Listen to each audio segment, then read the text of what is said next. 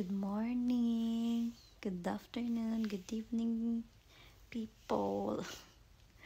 So, ayan, kakagising ko lang.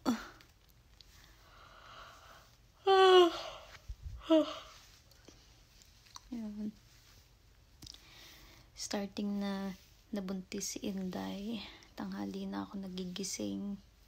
Kasi before nga na di pa ako buntis, lagi ako maaga nagigising. Lagi ako nagigising kasabay nung asawa ko. Pero ngayon, yun, nasa work na siya.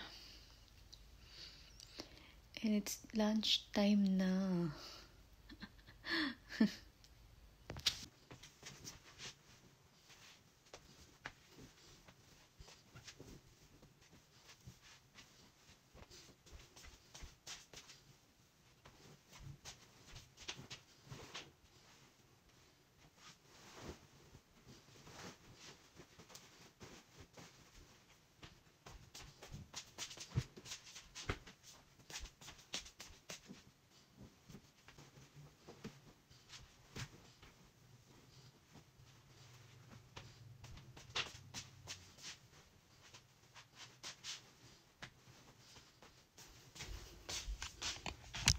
Ay.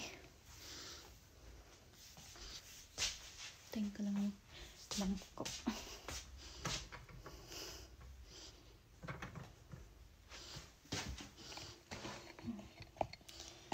Ginamos lang tayo.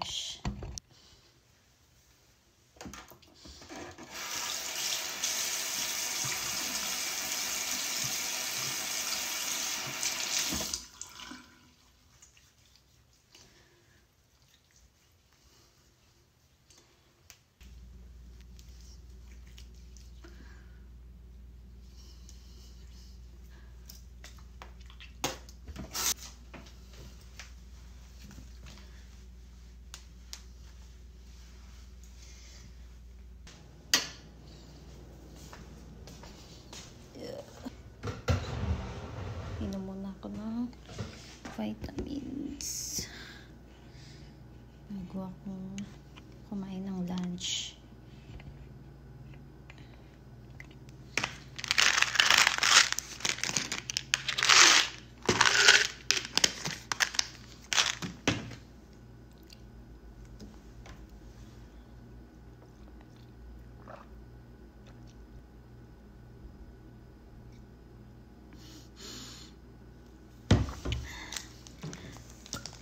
Nalutuin ngayon is sardines with miswa.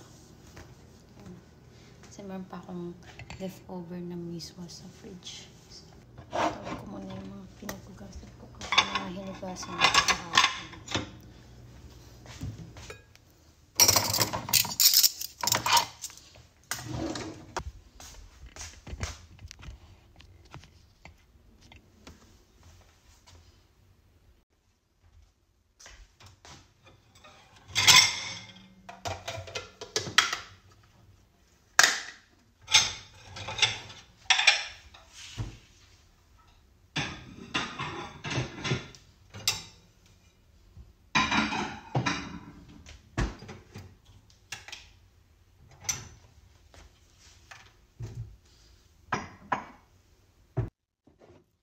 Punta pala dito si mother-in-law mamaya. So, hinda ko na to para masoli ko sa kanila.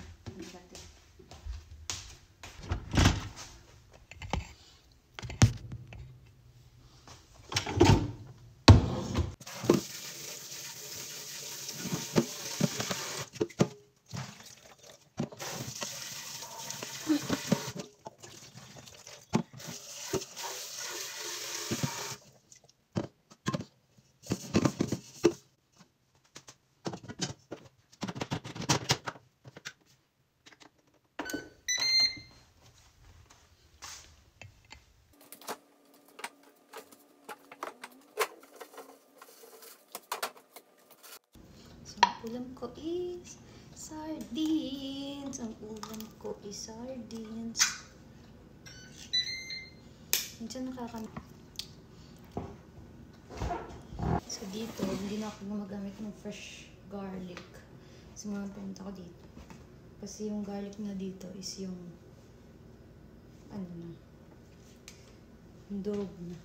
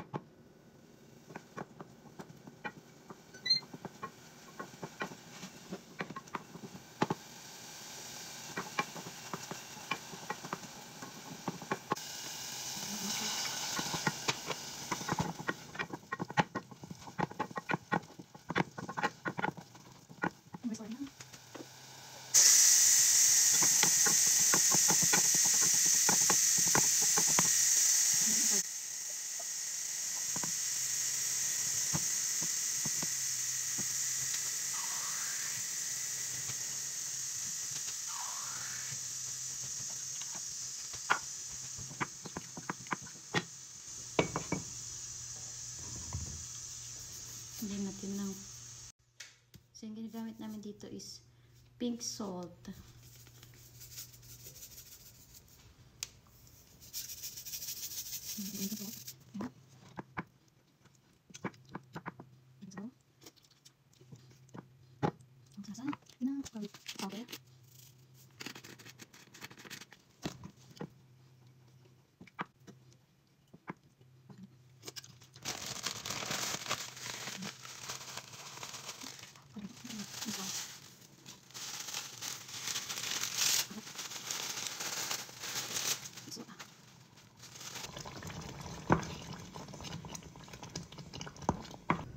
Looks good. Kain tayo. Pag mag-start kumain, i-bless ko muna yung food ko. Balikan ko kayo. So, I'm back. Na-bless ko na yung food ko. So, first bite. Let's try.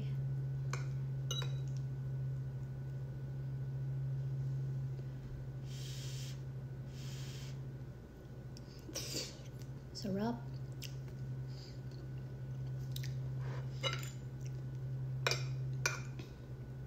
Kahit anong luto sa sardines, masarap siya. Kahit di mo nga siya lutuin, kahit ano lang, kalamansi, okay na. Ulam na.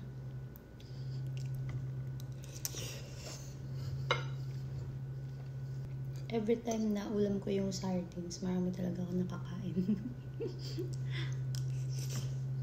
Take note, sabi naman ng doktor, okay lang naman daw yung sardines, yung nasa fish in a can sa mga buntis. So, yeah. Minsan lang naman ako nag-uulam ng sardines. Tapos naalala ko,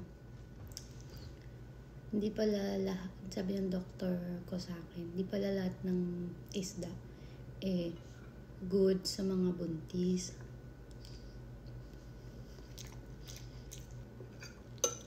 Kasi sa mga hindi daw good sa mga buntis, yung narinig ko mackerel fish, yun, hindi daw yun maganda na kainin daw ng mga buntis.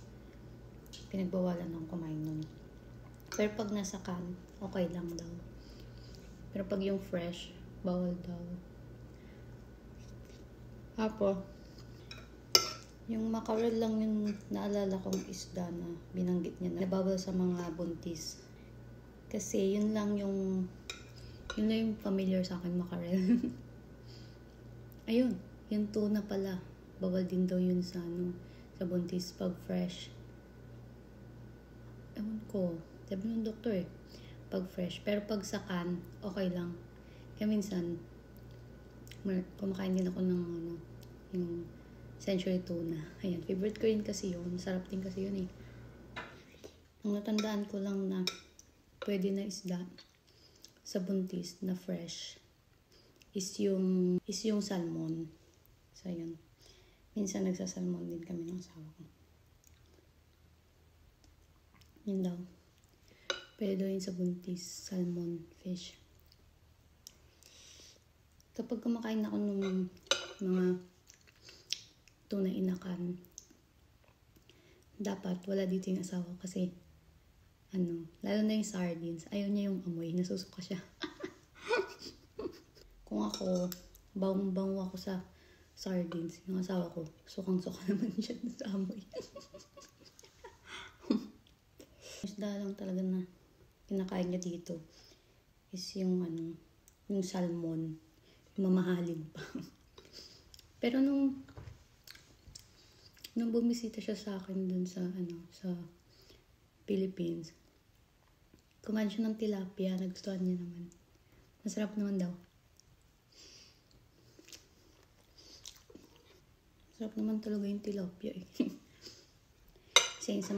Isa sa mga policy namin dito sa bahay is hindi ako pwede kumain ng sardines kapag andito siya. Kahit yung century tuna, hindi niya rin gusto yung amoy. And sarap-sarap nga nun. At mabango, hindi naman ganun kabaho.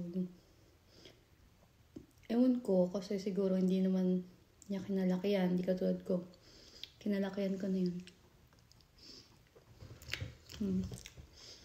And yung Asian store dito, wala sila nung San Marino.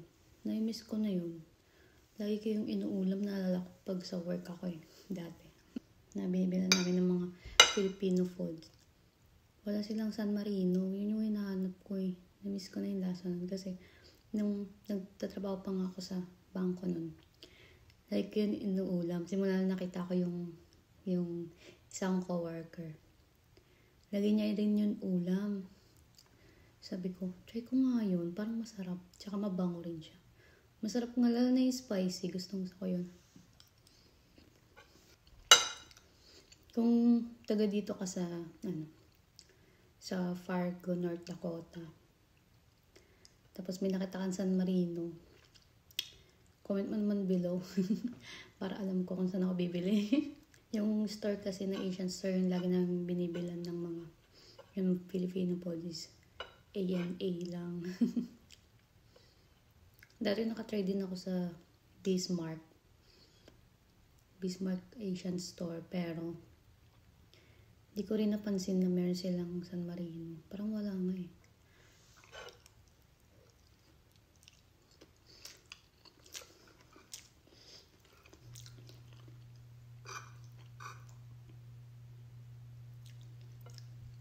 Diyan na yata yung mother-in-law ko. Wait. So yeah, umalis na yung mother-in-law ko. So, pumunta siya dito. Kasi nagatid siya ng dito, from the Philippines. Kasi pumunta siya dun sa friend namin sa church. Sa house ng friend namin sa church. Nagaling siya ng Philippines. Kakauwi niya lang. Yung friend namin sa church, binigyan niya ako ng Favoron. Mango from the Philippines. Sarap nito.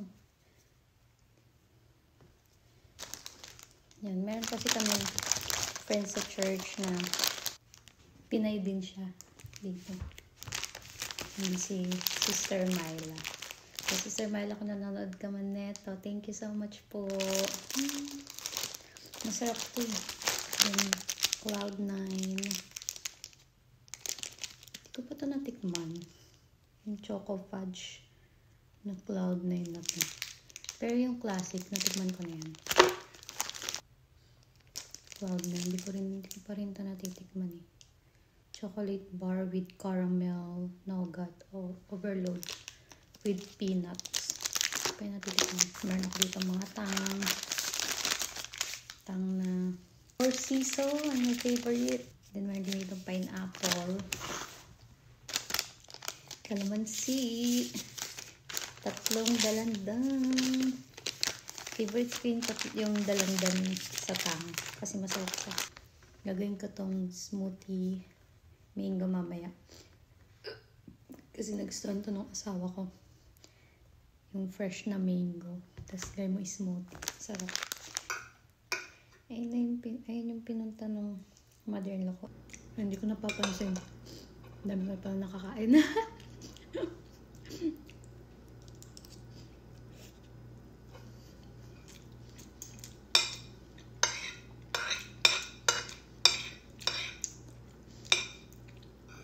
Sabi ko nga sa inyo, pag sardinas talaga yung ulam ko. Kahit anong luto pa yun. Sarap talaga ako. Napaparami talaga ako ng kanin. Sarap kasi talaga yung sardinas.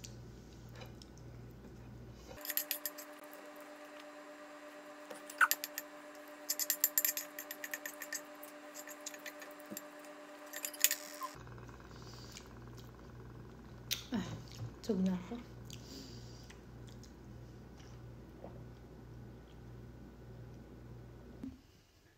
Let's eat fruits naman. Kiwi. Ngayong second trimester ko na is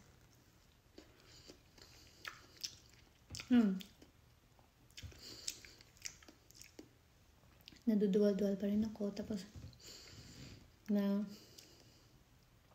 may nararamdaman pa rin ako dito parang plema. Yun, parang may plema na hindi mo malabas. Tapos minsan antukin pa rin ako. Pero mas energetic na ako ngayon. Second trimester kaysa nung first trimester.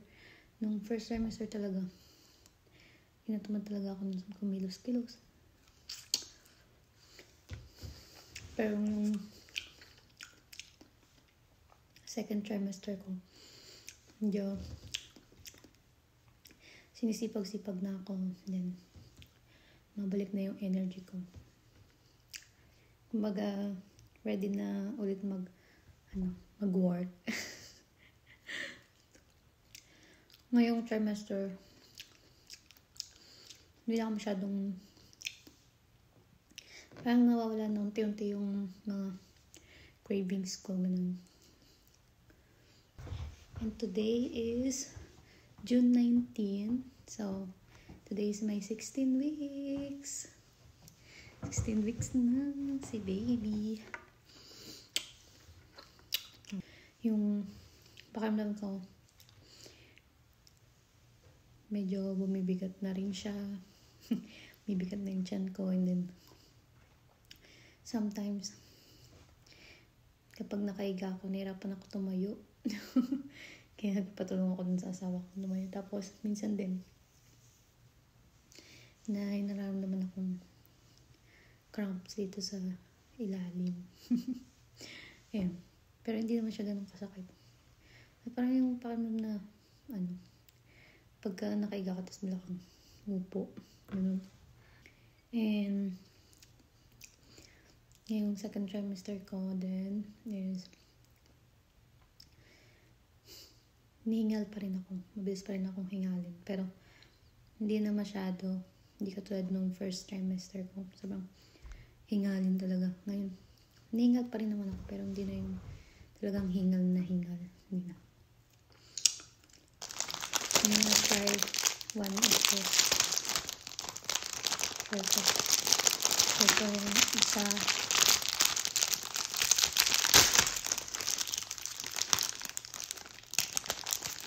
So, try ko yung isang piraso. And then,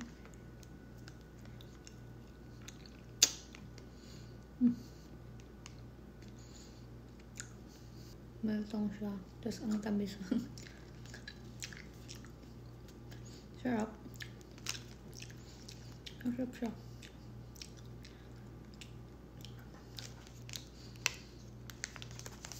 Ang dikit niya sa ngipin.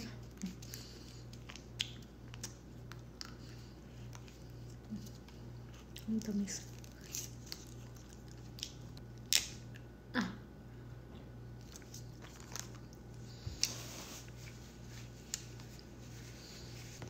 Masarap siya. Summer na dito. Maganda na sa labas. Kung dati, nung winter, wala kang makikita mga down sa mga puno. Talagang kalbo. Pero ngayon, dahil summer na nga, makikita mo yung grass, color green. Tapos yung mga dating puno na diyan sa neighborhood namin. And yung puno dyan na malapit lang din namin, sa tapat lang namin. May mga dahon-dahon na siya. Dati walang dahon yan. Ngayon, lago na. Ang ganda. Ang ganda na sa labas. Talagang green yung grass. Tapos, ang dami ng mga dahon-dahon sa mga puno. Minsan videoan ko yung labas. Pagka naisipan ulit namin ng asawa ko maglakad sa neighborhood namin. Pakita ko sa inyo kung gaano ko ganda. Ganda sa labas. So dito, pagtas kumain, hugas ng plato. Hugas ng plato. Si Inday.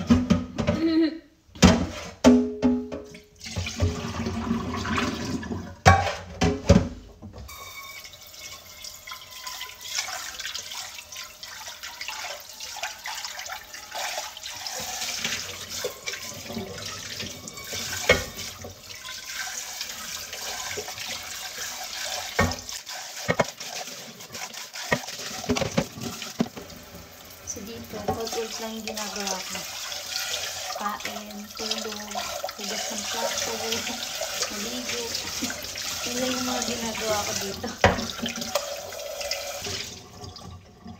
Yan, buhay ng housewife.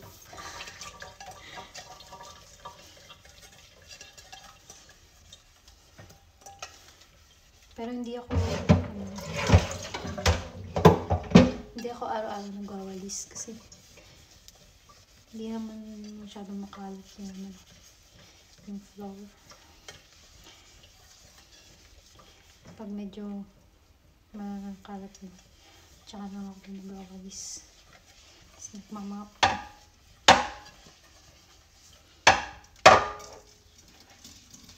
Siyempre dalawa lang naman kami ng asawa ko dito, hindi mo kami makalat.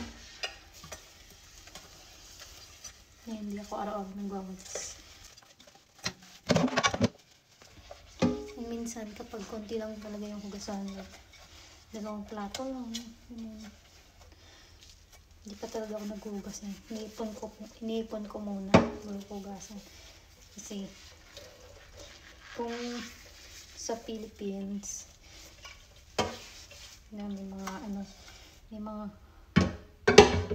alaga tayo doon. Tapos may mga langgam-langgam pa ganun. Dito wala. Kahit langgam mo lang makikita, kahit isang langgam. Wala. Wala pa nakita.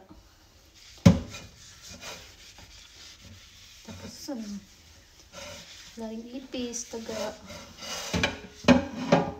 Kaya kahit iwan mo yung pagkain mo dyan sa lamesa na walang takip. Walang mauna sa'yo kumain nun. Ikaw lang kakain nun. Pero sa Pinas, pagka iniwan mo yun, pag matamis, lalong gamin.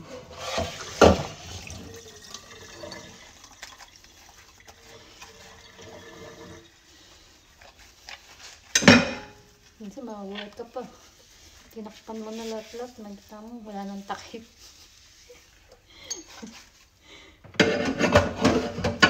Hanip na yan. Diba? Dito, kahit iwan mo yan magdamag dyan.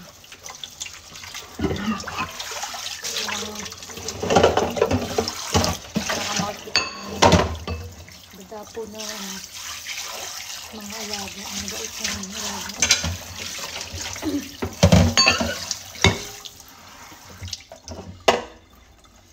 Wala makikita ng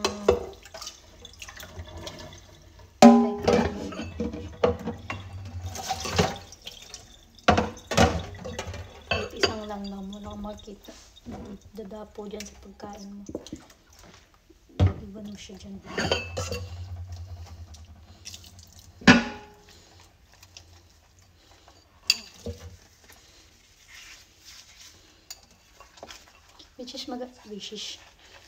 Which is maganda yung ganun, di ba? Kasi yung maraming ganun.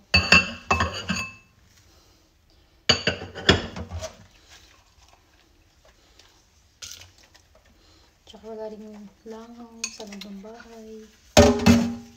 Kasi close na close kasi yung dito.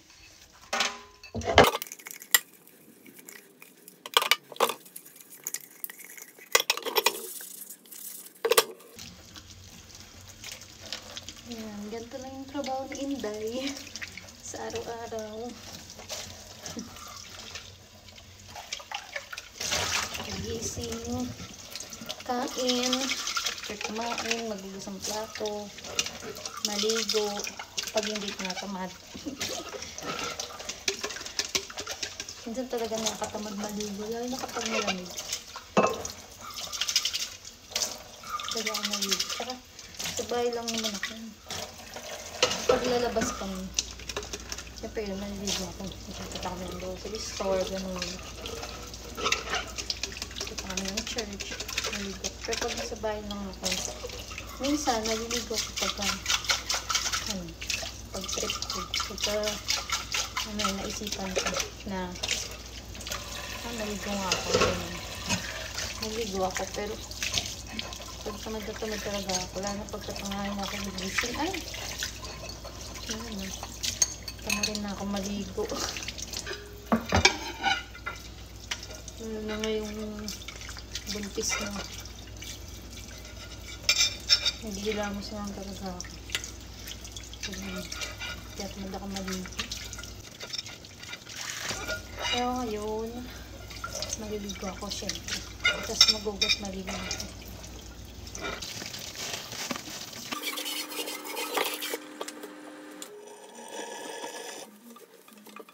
Ayan guys, thank you for watching this video.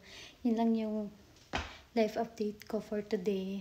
And okay naman ako dito sa Amerika. Yan, nakaka-adjust na talaga ako konti-konti. Nakaka-adjust na ako. And yan lang. Ayan. Kung nagustuhan mo yung video to, please like and share this video.